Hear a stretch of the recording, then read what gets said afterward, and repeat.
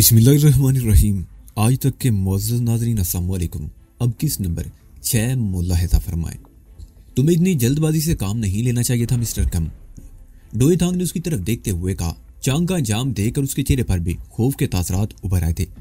थांग चू से इस बात की तस्दीक तो कर लेते, क्या तुम मुझे बेवकूफ समझते हो? मिस्टर कम ने उसे घूरा। मेरी इस बात का यकीन कर लो कि थांग चू अब इस दुनिया में नहीं रहा। अगर तुम चाहो तो खुद वहां जाकर इस अमर की तस्दीक कर सकते हो। और हाँ, इसकी लाश को उठाकर यहाँ से दूर किसी वीराना में फेंक आओ। लाश उठाने से पहले उसके लिबास की तलाशी ले लेना। जेबों में ऐसी कोई चीज नहीं होनी चाहिए जिससे उसकी शनाख्त हो सके। और तुम लोग भी अपने ठिकानों तक महदूद रहोगे। मुझे किसी वक्त तुम लोगों की जरूरत पड़ सकती है। उसने पसूल बेज की तराज में रखा और अंदरूनी दरवाजे में दाखिल होकर दूसरे कमरे में चला गया। डोई थांग ने अपने साथी की तरफ देखा, फिर दोनों ने झुककर लाश उठाई और बाहर चले गए। मिस्टर कम दूसरे कमरे में आकर एक सोफे पर नीम तराज हो गया। उसके चेहरे पर थकन और बेजारी के आसार नजर आ रहे थे। उसका सारा मंसूबा नाकाम हो गया था। उसने दारा से उस लड़के को अगवा कराने के $50,000 लिए थे, लेकिन चांग और थांगचू की किसी हिमाकत की वजह से उसका यह मंसूबा कामयाब ना हो सका। न जाने उसे यह यकीन क्यों था कि थांगचू जिंदा नहीं बचा होगा। मिस्टर कम सोच रहा था कि अगर उसका यह मंसूबा कामयाब हो गया होता तो उसके लिए आगे के रास्ते खुल सकते थे। दारा से उसकी मुलाकात अगरचे चंद रोज से ज्यादा पुरानी नहीं थी, लेकिन इन चंद दिनों में उसने दारा के बारे में बहुत सी मालूमात हासिल कर ली थी। दारा यहाँ की एक और पार्टी से मिलकर पाकिस्तान से सिंगापुर के रास्ते सफेद पाउडर की स्मगलिंग का मंसूबा बना रहा था। वो पानी की तरह दौलत बहा रहा था। दूसरी पार्टी मुकामी ही थी। कम मिस्टर हुए कोटे को भी अच्छी तरह जानता था। वो बज़ाहिर एक नाइट क्लब का मालिक था, लेकिन उसका असल बिजनेस मुनशियात की स्मगलिंग था। कुछ अर्सा पहले तक गोल्डन ट्राई एंगल की 1-2 पार्टियों से उसके ताल्लुकात थे, जिनकी शराकत से उसने बहुत कमाया। लेकिन चंद महीने पहले वो दूसरी पार्टी के एक एजेंट के हमरा बैंकॉक में पुलिस के नरगे में आ गया।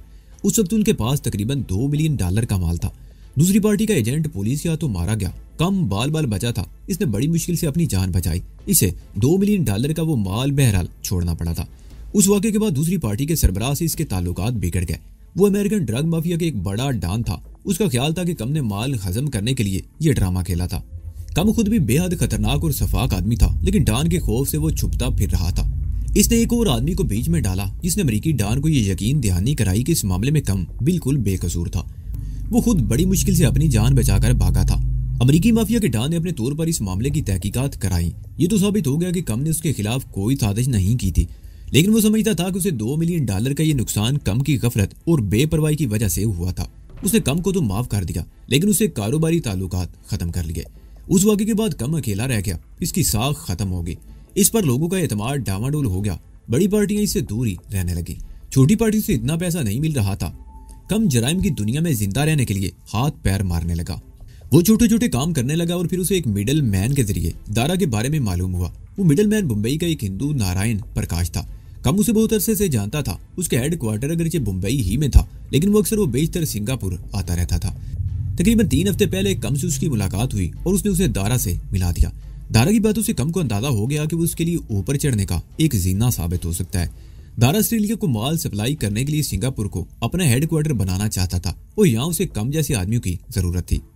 लेकिन इससे पहले मैं तुमसे एक और काम लेना चाहता हूँ, दारा ने कहा। वो क्या? कम ने सवालिया निगाहों से उसकी तरफ देखा। हमारे एक पुराना दुश्मन है जो आजकल सिंगापुर में मौजूद है, दारा ने कहा। 12 साल पहले वो पाकिस्तान से भागकर यहाँ आ गया था। उसकी वजह से हमें करोड़ों रुपए का नुकसान उठाना पड़ा। हम उसे तलाश करते रहे, लेकिन उसका कोई सुराग नहीं मिला। अब मालूम हुआ है कि वो सिंगापुर में मौजूद है। उसकी मौजूदगी हमारे लिए खतरनाक साबित हो सकती है, इसलिए काम शुरू करने से पहले उसे रास्ते से हटाना बहुत जरूरी है, और ये काम तुम कर सकते हो। वो कौन है और कहाँ रहता है? कम ने पूछा। दारा ने उसे आबद अली और उसकी बीवी और बच्चे के बारे में बता दिया। फिर बोला, उन तीनों का खत्म होना बहुत जरूरी है। अगर उनमें से कोई एक भी बच गया तो हमारे लिए मुस्तकिल खतरा बना रहेगा। ठीक है, कम ने कहा। तुम चंद रोज में उनके बारे में सुन लोगे कि अब इस दुनिया में उनका वजूद नहीं रहा। और फिर कम ने 2-4 आदमी जमा कर लिए। एक आदमी के जरिए वो आबद अली की निगरानी करता रहा। उनके मामूलात का जायजा लेने के बाद वो मौके की ताक में रहने लगा।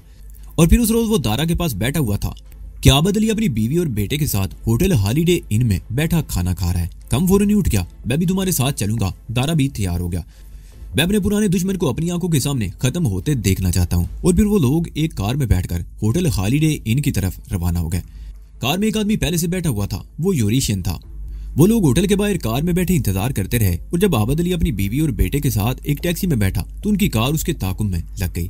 और जब आबद अली अपने मकान के सामने टैक्सी से उतरकर ड्राइवर को किराया अदा कर रहा था तो उनकी कार वहां पहुंच गई। दारा सबसे पहले कार से उतरा था। उसके हाथ में पिस्तौल था। कम उस वक्त ड्राइविंग सीट पर बैठा हुआ था। उसने अपनी सीट पर बैठे रहना ही मुनासिब समझा। अलबत्ता उसके साथ ही नीचे उतरकर आबद अली और उसकी बीवी पर झपट पड़े और जब एक और कार गली में दाखिल हुई तो वो लोग उन्हें छोड़कर फरार हो गए। कम और दारा का ख्याल था कि उनके आदमियों ने आबद अली और उसकी बीवी के साथ उनके बच्चे को भी खत्म कर दिया था। लेकिन अगले रोज अखबार में खबर पढ़कर कम सन्नाटे में आ गया। आबद अली का बेटा बच गया। वो उस वारदात का चश्मदीद गवाह था। उसने उन्हें देखा था। उनमें से किसी को भी शनाख्त कर सकता था। उस लड़के ने पुलिस को दारा का नाम भी बता दिया था। दारा कम पर बरस पड़ा। इससे बड़ी अमाकत और क्या हो सकती है? वो चीखा। वो लड़का मेरे लिए मुस्तकिल खतरा बना रहेगा। उसने पुलिस को मेरा नाम भी बता दिया है। अगर मेरा चेहरा देखा होता तो हुलिया भी बता देता। वो लड़का सिर्फ तुम्हारे लिए नहीं, मेरे लिए भी खतरा है, कम ने कहा। मैं तो गाड़ी में बैठा रहा था। उसने मुझे नहीं देखा, लेकिन उसने पुलिस को बयान दिया है कि जिस चीनी ने उसकी मां पर खंजर से वार किए थे उसे दोबारा देखेगा तो पहचान लेगा। अगर उसने चीफ आंख को कहीं देखकर पहचान लिया तो पुलिस उसके जरिए मुझ तक भी आसानी से पहुंच जाएगी। तो फिर खत्म कर दो उस संपूलिये को, दारा चीखा। उसकी जिंदगी हमारी मौत का पैगाम है। वो जब तक जिंदा है हम यहाँ अपना काम भी शुरू नहीं कर सकते। जितनी जल्द मुमकिन हो सके खत्म कर दो उसे। और कम वजदान को मौत के घाट उतारने के लिए एक बार फिर मौके की तलाश में रहने लगा। पुलिस ने उसकी हिफाजत का बंदोबस्त कर रखा था। 2 मुसल्लह कांस्टेबल 24 घंटे उसके साथ मौजूद रहते थे। प्रताप सिंह के 2 गार्ड भी साये की तरह उसके साथ लगे रहते थे। कम को कोई मौका नहीं मिल रहा था। और फिर उसने वो मंसूबा बनाया, लेकिन उसके आदमी भोदे निकले। उसे यकीन था कि अगर वो एहतियात और अकलमंदी से काम लेते तो ये मंसूबा कामयाब हो सकता था। चांग जख्मी होने के बाद बुज़दिलों की तरह भागकर यहाँ आ गया था और उसने एक झूठी कहानी सुनाकर कम को मुतमईन करने की कोशिश की।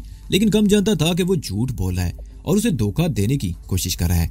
ऐसा आदमी तो उसके लिए खतरनाक साबित हो सकता था, जबकि थांगचू के बारे में भी उसे यकीन था कि वो मारा जा चुका है।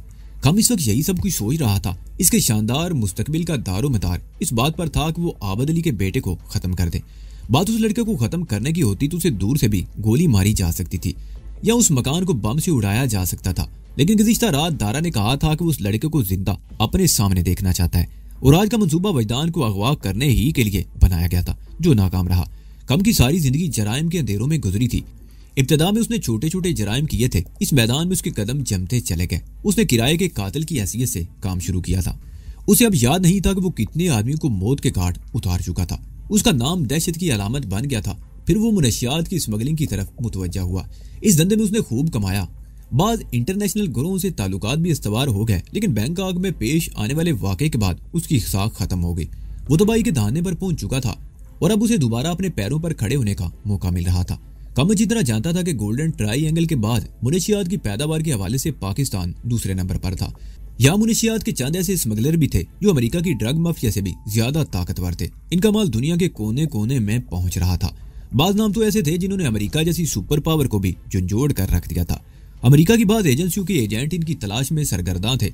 अमेरिका उन्हें गिरफ्तार करना चाहता था, लेकिन अमेरिकी एजेंट उनकी गर्द को भी नहीं पहुंच सकते थे। उनकी ताकत का अंदाजा इस बात से भी लगाया जा सकता था कि पाकिस्तान की हुकूमत भी उनके सामने बेबस थी। नारायण प्रकाश के बारे में तो कम बहुत अच्छी तरह जानता था। वो भी एक इंटरनेशनल ग्रोह का आदमी था और उसकी बातों से भी कम ने अंदाजा लगा लिया था कि दारा का ताल्लुक भी किसी बहुत बड़ी पार्टी से है। जो लोग सिंगापुर को बेस बनाकर ऑस्ट्रेलिया की मंडी तक अपना माल फैलाना चाहते हो, वो कोई मामूली पार्टी नहीं हो सकती। और कम हर सूरत में इस पार्टी में अपनी जगह बनाना चाहता था। वो ये बात भी अच्छी तरह जानता था कि अगर ये मौका हाथ से निकल गया तो वो एक बार फिर अंधेरों में भटकता रहेगा। कम जैसे जैसे सोच रहा था उसका जहन उलझता जा रहा था। उसने उठकर अलमारी खोली और उसके निचले खाने में से प्लास्टिक का एक डब्बा निकाल कर अपने सामने काफी टेबल पर रख लिया। वो चंद में गहरी नजरों से उस डिब्बे को देखता रहा, फिर ढकना उठाकर एक तरफ रख दिया। उसमें प्लास्टिक की एक लंबी सी नलकी, फोर्टिल के चंद छोटे छोटे ट्रे जो हाथ की हथेली से ज्यादा बड़े नहीं थे, स्टील रॉड की 3 टांगों वाला एक छोटा सा स्टैंड और प्लास्टिक की थैली रखी हुई थी जिसमें सफेद पाउडर नजर आ रहा था। उसके साथ ही एक लाइटर भी था। कम चंद में उन चीजों को देखता रहा, फिर उसने 3 टांगों वाला स्टैंड निकालकर मेज पर रखा। यह स्टैंड एक बालिश से ज्यादा ऊंचा नहीं था, लेकिन साख्त में ये स्टैंड उस जैसा था जो फोटोग्राफर कैमरा रखने के लिए इस्तेमाल करते हैं। अलबत्ता इसके ऊपर की जगह खाली थी। कम ने फोटल की एक ट्रे डिब्बे में से निकालकर स्टैंड पर रखी। वो उस जगह बिल्कुल फिट आ गई। उसने प्लास्टिक की थैली में से वो पाउडर निकाला और उसे फोर्टिल की ट्रे के एन वस्त में रख दिया और प्लास्टिक की लंबी सी नलकी उठाकर मेज के करीब कालीन पर बैठ गया। उसने लाइटर जलाकर उसका शोला फोर्टिल की ट्रे के नीचे रखा। चंद सेकंड बाद ट्रे में रखे हुए पाउडर से धुआं उठने लगा। कम ने प्लास्टिक की नलकी का एक सिरा नथनों से लगाया और दूसरा सिरा धुआं छोड़ते हुए पाउडर से जरा ऊपर रखकर सांस अंदर खींचने लगा। पाउडर से उठने वाला सारा धुआं उस नलकी के जरिए कम के फेफड़ों में मुंतकिल होता रहा। कम उस वक्त तक सांस खींचता रहा जब तक कि उसके फेफड़ों की कुव्वत उसका साथ दिया। उसकी आंखों में एकदम सुर्खी भर गई थी और पानी बह निकला था। कम ने लाइटर मेज पर डाला, प्लास्टिक की नलकी भी हाथ से छोड़ दी और बेसुसा होकर कालीन पर दराज हो गया और लंबे लंबे सांस लेने लगा। मुनशियात फरोख्त करने वाले खुद मुनशियात इस्तेमाल नहीं करते, ये जहर तो वो दूसरों के खून में मुंतकिल करते हैं, लेकिन कम मुनशियात के धंधे में आने से पहले मुनशियात इस्तेमाल करने का आदी बन गया था। लेकिन उसे जल्दी अकल आ गई और उसने इस लानत से छुटकारा हासिल कर लिया। वो इससे मुकम्मल तौर पर निजात हासिल नहीं कर सका था। 3-4 महीने बाद या इससे भी तवील अरसे बाद जब वो किसी ज़हनी करब में मुबतला होता तो इस तरह एक कश लगा लिया करता था। आज भी वो कुछ ऐसे ही ज़हनी करब में मुबतला था। उस एक कश से उसे बड़ा सुकून मिला। वो तकरीबन 20 मिनट तक कालीन पर पड़ा रहा, फिर उठकर सोफे पर बैठ गया। इस वक्त वो अपने आप को बड़ा हल्का फुल्का सा महसूस कर रहा था। उसकी आंखें सुर्ख थी और वो जानता था कि ये सुर्खी सुबह तक बरकरार रहेगी। उसने सामने दीवार पर लगी घड़ी की तरफ देखा, 4 बजने वाले थे। वो डोए थांग के बारे में सोचने लगा। उससे कहा गया था कि चांग की लाश को ठिकाने लगाने के बाद सूरत-ए-हाल मालूम करके उसे इतला दे, मगर अभी तक उसकी तरफ से कोई इतला नहीं मिली थी। और फिर 4:15 बजे के करीब सोफे के करीब साइड टेबल पर रखे हुए फोन की घंटी बजी। वो उठकर सोफे के दूसरे किनारे पर आ गया और फोन का रिसीवर उठा लिया। डोए थांग बोल रहा हूँ मिस्टर कम। उसकी हेलो के जवाब में दूसरी तरफ से आवाज सुनाई दी। यस, क्या रिपोर्ट है? क्या मालूम किया तुमने? कम ने पूछा। थांगचू मर चुका है, उसके सर में 2 गोलियां लगी हैं। मैंने हॉस्पिटल में उसकी लाश देखी है। प्रताप सिंह का एक गार्ड भी मारा गया है और दूसरा गार्ड हॉस्पिटल में बेहोश पड़ा है। उसके बारे में अभी यकीन से कुछ नहीं कहा जा सकता कि वो जिंदा बच सकेगा या नहीं। थांगचू की मौत का मुझे पहले ही यकीन हो चुका था। मैं सिर्फ एक बात जानना चाहता हूँ। कम चंद लम्हों को खामोश हुआ, फिर बोला, उन 2 गार्ड के अलावा प्रताप सिंह के बंगले में कितने आदमी थे? कोई नहीं, बंगले के अंदर प्रताप सिंह अकेला था, डोए थांग ने जवाब दिया। थांगचू छत पर 2 गार्ड से निमटने के बाद अकबी दरवाजे से बंगले में दाखिल होने में कामयाब हो गया। उसकी लाश रायदारी में मिली थी। वो गालिबन प्रताप सिंह के हाथों मारा गया। चांग जख्मी होने के बाद फरार ना होता तो यह मिशन कामयाब हो सकता। कम ने उसके अल्फाज दोहराए, लेकिन चांग बुज़दिल निकला। गोली लगने के बाद वो वहां से भाग निकला और गालिबन उसके फरारी की वजह से थांगचू को भी अपनी जान से हाथ धोने पड़े। अगर वो दोनों होते तो इस वक्त वो लड़का हमारे कब्जे में होता और हम अपनी कामयाबी का जश्न मना रहे होते। बहरहाल मैंने चांग से निजात हासिल करने का जो फैसला किया वो गलत नहीं था। ऐसे बुज़दिलों की मेरे पास कोई जगह नहीं। हाँ, वाकई तुम्हारा वो फैसला दुरुस्त था मिस्टर कम। डोए थांग की आवाज सुनाई दी। अब मेरे लिए क्या हुक्म है? तुम अपने ठिकाने पर चले जाओ, जरूरत पड़ी तो फोन करके तुम्हें बुला लूंगा। कम ने कहते हुए रिसीवर रखा और सोफे की पूंछ से टेक लगाकर आंखें बंद कर ली। उस वक्त चांग को जख्मी हालत में अपने सामने देखकर उसने जो सूरत-ए-हाल का अंदाजा लगाया था वो बिल्कुल दुरुस्त साबित हुआ था। चांग की बुज़दिली की वजह से थांगचू को भी अपनी जान से हाथ धोने पड़े, लेकिन उसे उन दोनों की मौत का कोई अफसोस नहीं था। उसे अफसोस तो इस बात का था कि उसका शिकार उसके हाथ नहीं लग सका और प्रताप सिंह से दुश्मनी अलग हो गई। प्रताप सिंह को वो जानता था, वो एक बिजनेसमैन था। उसके ताल्लुकात बहुत ऊपर तक थे। कई पुलिस अफसरों से तो उसकी जाती दोस्ती थी और ये इत्तेफाक था कि उस केस को चियांगशू हैंडल कर रहा था और प्रताप सिंह की चियांगशू से बड़ी गहरी दोस्ती थी। चियांगशू को भी वो नहायत अच्छी तरह जानता था। वो बहुत गाग पुलिस अफसर था। वो जिसके पीछे लग जाता था उसे सलाखों के पीछे पहुंचाए बगैर चैन से बैठता नहीं था। लेकिन इस वक्त कम के लिए मसला ना तो प्रताप सिंह का था और ना इंस्पेक्टर चियांगशू का। सबसे बड़ा मसला तो दारा का था। उसे क्या जवाब देगा? कम की इस नाकामी से दारा उससे बददिल हो सकता था और दारा के बददिल होने का मतलब ये होता कि उसका मुस्तकबिल तारीक हो जाता। ये सब कुछ सोचते हुए कम का जहन एक बार फिर उलझने लगा। वो रात भर जागा हुआ था। अब आंखों में जलन हो रही थी और कनपटियां भी सुलगने लगी थी। उसने घड़ी की तरफ देखा, 5:30 बज रहे थे। उसने आंखें बंद की और थोड़ी देर बाद वो सोफे की पूंछ से टेक लगाए बैठे बैठे सो गया।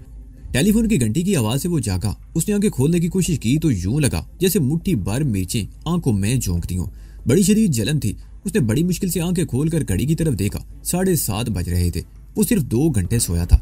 दिल चाह रहा था दोबारा आंखें बंद कर ले और सोफे पर लेट कर सो जाए, लेकिन टेलीफोन की घंटी मुसलसल बज रही थी।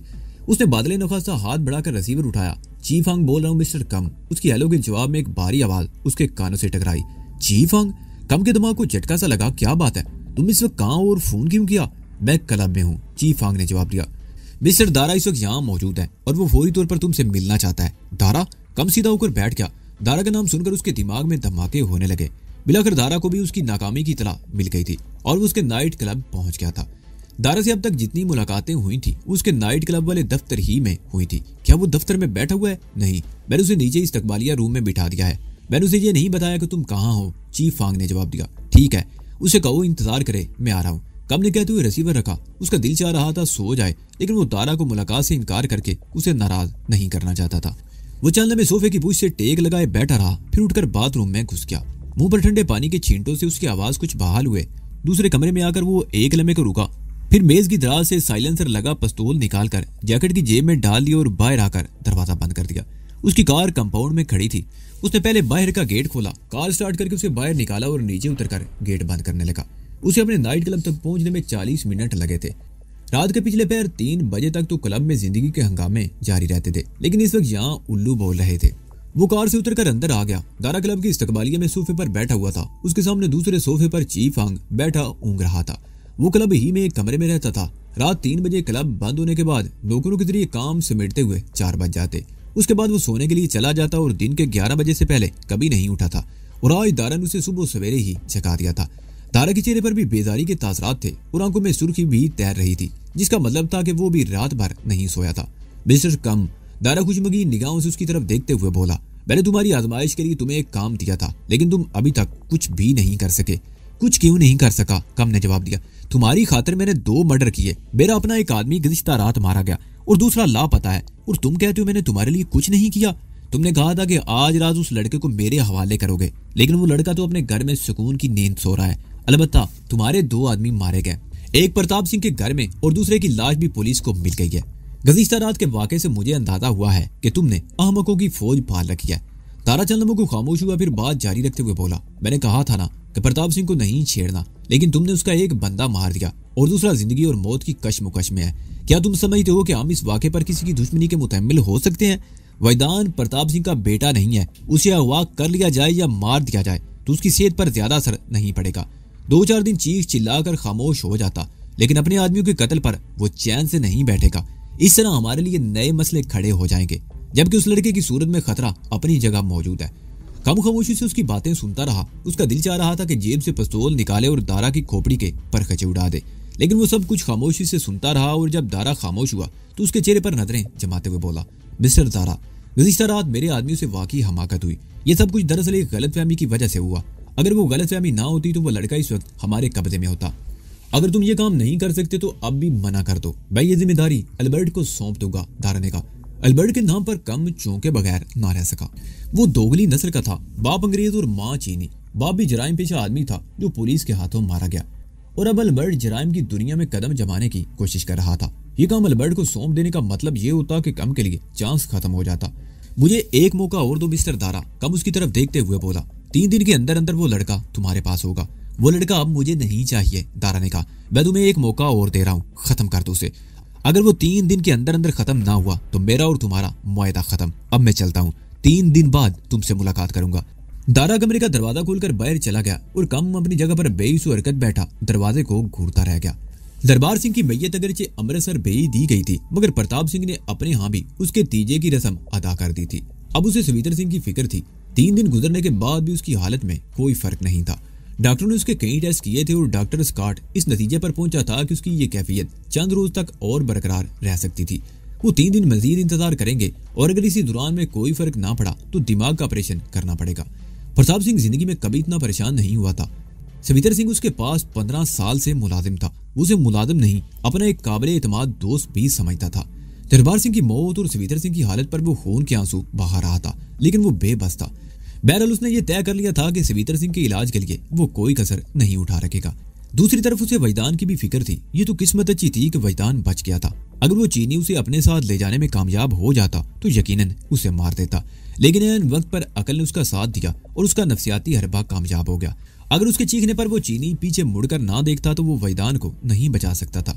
उनके खिलाफ ये कार्रवाई बाकायदा प्लानिंग के तहत की गई थी और वो अच्छी तरह जानता था कि इसके पीछे दारा के सिवा और कोई नहीं हो सकता। दारा ने मुकामी चीनी गुंडों की खिदमत हासिल कर रखी थी और वो खुद छुप कर बैठ गया था। प्रताप सिंह ने पहले तो यही प्रोग्राम बना रखा था कि वो वैदान को दारा से बचाने की कोशिश करता रहेगा और बराह रास्त किसी तसादम से गुरेज करेगा, लेकिन अब उसने अपना प्रोग्राम बदल दिया था। दारा ने बराह रास्त उस पर हमला किया था। उसका एक आदमी मारा गया था और दूसरा मफलूज हो गया था। अब खामोश बैठे रहना उसके लिए मुमकिन नहीं रहा था। उसके बंगले में मरने वाले चीनी की शिनाख्त हो गई थी। एक 3rd रेट गुंडा था। अरब स्ट्रीट और लिटिल इंडिया जैसे इलाकों में दादागिरी करके लोगों से 4 पैसे ईंट लेता था। ज्यादा हिंदुस्तानी, पाकिस्तानी और मलाइशियन बाशिंदे उसका शिकार बनते थे। छोटी छोटी दुकानों से उसने हफ्ता भी बांध रखा था, लेकिन वो कई लोगों से पिट भी चुका था। कभी वो अपने 1-2 साथियों के साथ मिलकर राजधानी और लूट मार की वारदातें भी करता था। हिंदुस्तान में पाकिस्तान से आने वाले खेपी बड़ी आसानी से उसका शिकार हो जाते थे। एक मर्तबा वो पकड़ा गया और उसे 3 महीने की सजा हुई थी।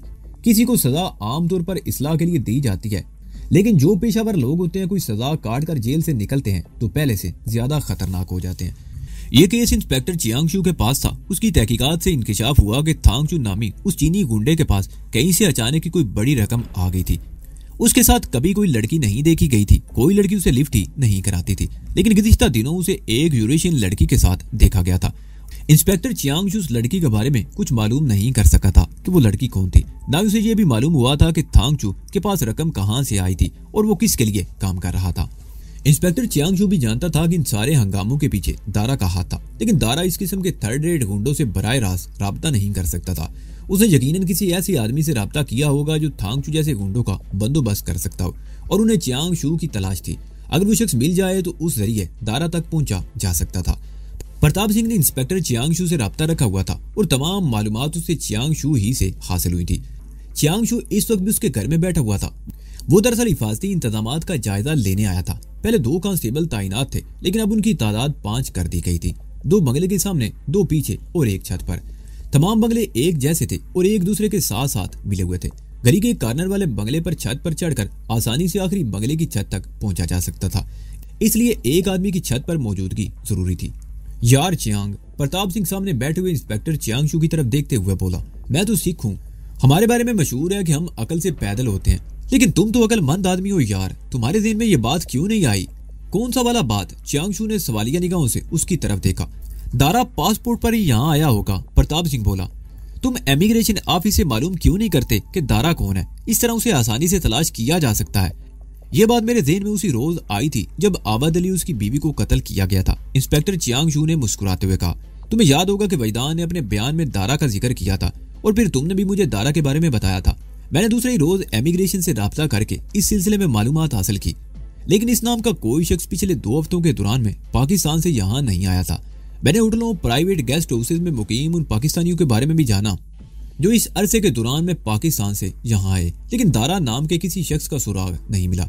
इसका मतलब है कि वो किसी और नाम से यहाँ आया होगा, प्रताप सिंह बोला। वो किसी नाम से भी आया हो, कानून से बचकर नहीं जा सकेगा। इंस्पेक्टर चियांगशू ने कहा, मैं हाथ पर हाथ रखे हुए नहीं बैठा हूँ, मेरे आदमी उसकी तलाश में है। एक न एक दिन उसका पता चल ही जाएगा। अच्छा, अब मैं चलता हूँ। कोई गैर मामूली बात अपने आसपास महसूस करो तो फौरन मुझे इतला देना। इंस्पेक्टर चियांगशू चला गया और प्रताप सिंह बेडरूम में आ गया। वैदान अपने बेड पर किताबें फैलाए बैठा था। उसे पढ़ने का बेहद शौक था और प्रताप सिंह भी उसकी मदद करता था। वो रोजाना रात के खाने के बाद 1-1.5 घंटा उसे पढ़ाता, लेकिन गुज़िश्ता 3 दिनों के दौरान में प्रताप सिंह ने महसूस किया कि हालात वैदान के ज़हन को मुतासर करने लगे थे। किताब उसके सामने खुली होती, लेकिन उसकी नजरें कहीं और होती, जैसे खला में कुछ तलाश कर रहा हो। वो अक्सर ज़हनी तौर पर भी गैर हाजिर रहने लगा था। प्रताप सिंह उससे कोई सवाल पूछता तो वो इस तरह चौंक जाता जैसे नींद से बेहतार हुआ हो। आज 3 दिन बाद वो अपना बस्ता खोलकर बैठा था। प्रताप सिंह भी उसके करीब बैठ गया। यार काके, उसकी तरफ देखते हुए बोला, मुझे तो अफसोस है कि तुम्हारी पढ़ाई का बहुत हर्ज हो रहा है। मैं भी तुम्हें ज्यादा वक्त नहीं दे पा रहा। तुम्हारे लिए ट्यूटर ना रख दिया जाए? मुझे अब लोगों से डर लगने लगा है चाचा। पता नहीं ट्यूटर कौन होगा, कैसा होगा, वैदान ने कहा। प्रताप सिंह चौंक गया। अब वाकई हालात इस नहज पर पहुंच गए थे कि वो अपने साय से भी डरने लगा था। दरबार सिंह के कत्ल के बाद सिख बरादरी के कई लोग पुरसे के लिए प्रताप सिंह के पास आते रहते थे और कल उसके तीजे के सिलसिले में भी घर में भोजन वगैरह का प्रोग्राम था। बहुत से लोग आए हुए थे और प्रताप सिंह ने महसूस किया था कि वैदान लोगों से अलग थलग रहा था और ज्यादातर अपने कमरे में बंद रहा था। प्रताप सिंह के ख्याल में ये सूरत अच्छी नहीं थी। इसमें शुबा नहीं था कि वैदान खौफ ज़्यादा था, लेकिन अगर खौफ उसके दिलों और दिमाग में बैठ गया तो वो जिंदगी भर सहमा रहेगा, बुज़दिल बन जाएगा, किसी अजनबी का सामना नहीं कर सकेगा। जबकि वो उसके सीने में इंतकाम का लावा भड़काना चाहता था और इंतकाम लेने के लिए हौसले और हिम्मत की जरूरत थी। वो उसे बेहौसला नहीं होने देना चाहता था। उसे बुज़दिल नहीं बनने देगा कि मारे खौफ के लोगों से मुंह छुपाता फिरे। किसी अजनबी का घर में आना तो मैं भी पसंद नहीं करूंगा, लेकिन मिस इजाबिल कैसी रहेगी? वही जो सामने वाली लैन के कोने वाले बंगले में रहती है। प्रताप सिंह ने उसकी तरफ देखते हुए कहा, मगर वो तो रिटायर हो चुकी हैं चाचा, वो मुझे कैसे पढ़ाएंगी? वैदान ने कहा। रिटायर हो चुकी है तो अच्छी बात है ना, प्रताप सिंह ने कहा। अब तो वो फारिग है, तुम्हारे लिए ज्यादा वक्त निकाल सकेगी। मैं सुबह उससे बात करूंगा, तुम्हें तो कोई एतराज नहीं है ना? नहीं चाचा, वैदान ने कहा। मिस इजाबिल बहुत अच्छी खातून है, वो अम्मी के पास भी आती थी। अगर वो राजी हो जाए तो मैं उनसे जरूर पढ़ूंगा। वैसे वो बहुत अच्छा पढ़ाती हैं। ठीक है, मैं कल ही उससे बात करता हूँ, प्रताप सिंह ने कहा। मिस इजाबेल को भी गली के उस बंगले में रहते हुए 15 साल हो गए थे। प्रताप सिंह की बीवी जब जिंदा थी तो उसका आना जाना था, लेकिन उसके इंतकाल के बाद उसका आना जाना बंद हो गया। अलबत्ता रास्ते में अक्सर मुलाकात होती रहती थी। मिस इजाबेल स्कूल में टीचर थी। उसकी उम्र अगरचे 50 साल हो चुकी थी, लेकिन शादी नहीं की थी। उसकी माँ का इंतकाल तो उस वक्त हो गया जब वो 11 बरस की थी। बाप ने कुछ अरसा तन्हाई काटी, फिर दूसरी शादी की। इजाबेल की सौतेली माँ अंग्रेज औरत थी। इजाबेल के साथ उसका सलूक अच्छा नहीं था, और जब इजाबेल ग्रेजुएशन कर रही थी तो उसका बाप ड्यूटी के दौरान में एक हादसे में हलाक हो गया था। वो एक सरकारी महकमे में ऑफिसर था। उसके इंतकाल के बाद हुकूमत की तरफ से अच्छी खासी रकम मिली थी। वो रकम इजाबेल की सौतेली माँ ने अपने कब्जे में कर ली और सब कुछ बेच बाच कर इंग्लैंड चली गई। इजाबेल बेयारो मददगार रह गई, लेकिन उसने हौसला नहीं हारा। वो कभी किसी रेस्टोरेंट में वेट्रेस का काम करती, कभी किसी स्टोर पर सेल्स गर्ल की हैसियत से काम करने लगती। उसके साथ ही वो अपनी तालीम भी जारी रखे हुए थी। ग्रेजुएशन करने के बाद उसे कॉन्वेंट स्कूल में टीचर की जगह मिल गई। इस मुलाजमत के साथ वो पार्ट टाइम जॉब भी करती रही थी। वो रकम जमा करके उसने ये मकान खरीदा था। वो 3-4 महीने पहले सर्विस के 25 साल मुकम्मल करने के बाद रिटायर हुई थी। वो गर्चे अपनी सर्विस मजीद जारी रख सकती थी, लेकिन अब वो थक गई थी। उसके पास इतनी जमा पूंजी थी कि बाकी जिंदगी आराम से गुजार सके। 50 साल होने के बावजूद उसकी सेहत काबिल रिश्क थी। रंगत तो गोरी चिट्टी थी, चेहरे के नकूश उसकी उम्र में भी जाजिब नजर थे। प्रताप सिंह ने मिस इजाबेल से वजदान के लिए बात की तो थोड़ी सी हिचकिचाहट के बाद वो तैयार हो गई। वक्त का इंतखाब उसने मिस इजाबेल पर ही छोड़ दिया और इजाबेल ने सुबह के वक्त का इंतखाब किया और ये तय हुआ कि वो अगले रोज से वजदान को पढ़ाना शुरू कर देगी। प्रताप सिंह ने जब मिस इजाबेल से बात की तो उस वक्त सुबह के 9 बज रहे थे। जब वो वापस आया तो वजदान लान में पाइप से पौधों को पानी दे रहा था। वो भी सुबह जल्दी उठ जाया करता था। लो भाई काके, तुम्हारी उस्तानी का बंदोबस्त तो हो गया। वो कल से तुम्हें पढ़ाना शुरू कर देगी। अच्छा, अब मैं नाश्ता तैयार कर लूं, तुम्हें भी भूख लग रही होगी। प्रताप सिंह कहते हुए किचन में घुस गया और फिर उसके आधे घंटे बाद वो मेज पर बैठे नाश्ता कर रहे थे। इसी दौरान में फोन की घंटी बज उठी। प्रताप सिंह ने अपनी जगह से उठकर फोन का रिसीवर उठा लिया। मिस्टर प्रताप सिंह, उसके हेलो के जवाब में रिसीवर में एक मर्दाना आवाज सुनाई दी। तुम मुझसे वाकिफ नहीं हो, लेकिन मैं तुम्हें अच्छी तरह जानता हूँ। तुमने अपने ऊपर गैर जरूरी जिम्मेदारियों का बोझ लाद रखा है। बेहतर है कि अपना बोझ कुछ हल्का कर दो। मैं समझा नहीं कौन हो तुम, प्रताप सिंह बोला। यह आवाज उसने पहली मर्तबा सुनी थी। वो जो कोई भी था बात टूटी फूटी उर्दू में कर रहा था। लहजा उर्दू नहीं था, बल्कि चीनी लहजे की झलक नुमाया थी। तुम मुझे अपना दोस्त भी नहीं कह सकते, दूसरी तरफ से जवाब मिला।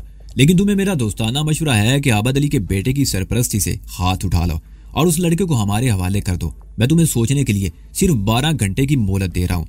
रात 9 बजे दोबारा फोन करूंगा। अगर तुम उस लड़के को हमारे हवाले कर दो तो मुस्तकबिल में बहुत सी मुसीबतों से बच जाओगे, वरना मैं तुम्हारी जिंदगी अजीरन कर दूंगा।